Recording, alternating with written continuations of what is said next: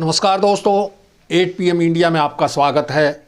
चुनावी राजनीति के भी अजब गजब रंग होते हैं। अक्सर चुनाव में पानी को लेकर सियासत होती रही है। भारत के चुनावी इतिहास में शायद पहली बार दूध को लेकर सियासत हो रही है। जी हाँ, कर्नाटक विधानसभा चुनाव में दूध को लेकर सियासत में जबरदस्त तूफान उठा है। तूफान भी ऐसा कि चुनाव की दिशा बदल सकता है। विपक्ष दूध को लेकर सत्तारूढ़ भाजपा पर हमलावर है।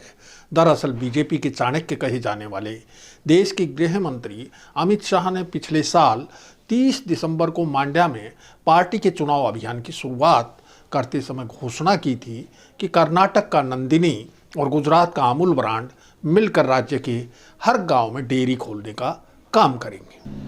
5 अप्रैल को अमूल प्रबंधन के ट्वीट के जरिए जल्द ही कर्नाटक में दूध और दही बेचने की घोषणा करने के बाद हंगामा मच गया। सोशल मीडिया पर अमूल के खिलाफ अभियान शुरू हो गया। नंदनी बचाओ की अपील ट्रेंड होने लगी। गौरतलब है कि कर्नाटक में अमूल की तरह ही कोऑपरेटिव आधारित दूध और दही का अपना ब्रांड नंदनी है, जो बेहद लोकप्रिय है।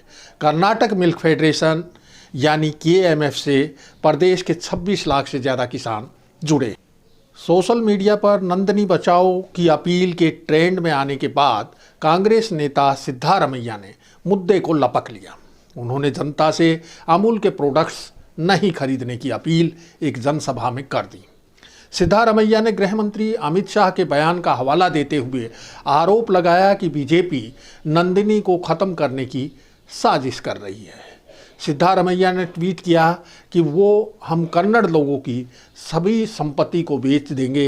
हमारे बैंकों को बर्बाद करने के बाद वे अब हमारे किसानों के बनाए नंदनी दूध ब्रांड को ख़त्म करना चाहते हैं। इसके बाद प्रदेश कांग्रेस अध्यक्ष DK शिव कुमार ने भी लोगों से कहा कि हमारा नंदनी ब्रांड अच्छा है, हमें किसी अमूल की ज़रूरत नहीं है।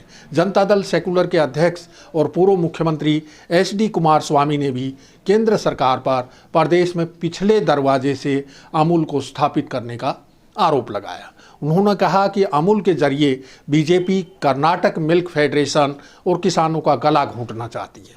इस बीच बंगलुरु होटल एसोसिएशन ने सिर्फ नंदिनी दूध का इस्तेमाल करने की घोषणा कर दी। विपक्ष के बढ़ते हमलों का जवाब देने के लिए भाजपा के दिग्गज भी मैदान में उतरे।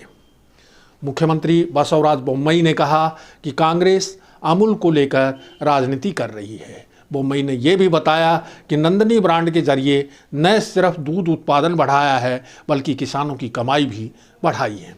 ऐसे में अमूल को लेकर विपक्ष के आरोप गलत हैं। वहीं बीजेपी के अन्य नेताओं ने भी दावा किया कि BS येदियुरप्पा की सरकार ने किसानों को 1 लीटर पर 2 रुपये सब्सिडी दी थी, जिसे बढ़ाकर अब 5 रुपये कर दिया गया है। नंदनी दूध अमूल से 12 रुपये लीटर सस्ता है, लेकिन लोगों को लगता है कि अमूल देश का नामी ब्रांड है और आज के प्रतियोगी दौर में वो नंदिनी को ख़त्म कर सकता है। राजनीतिक प्रेक्षकों का मानना है कि असल राजनीति मिल्क कोऑपरेटिव सोसाइटीज़ पर कब्जे की है।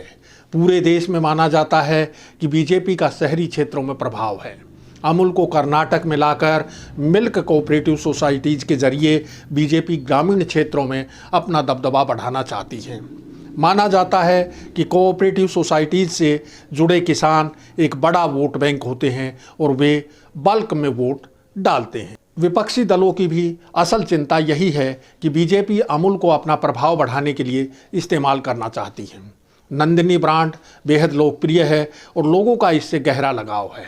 कर्नाटक के लोगों का नंदिनी प्रेम राज्य में 10 मई को होने वाले चुनाव की दिशा तय कर सकता है।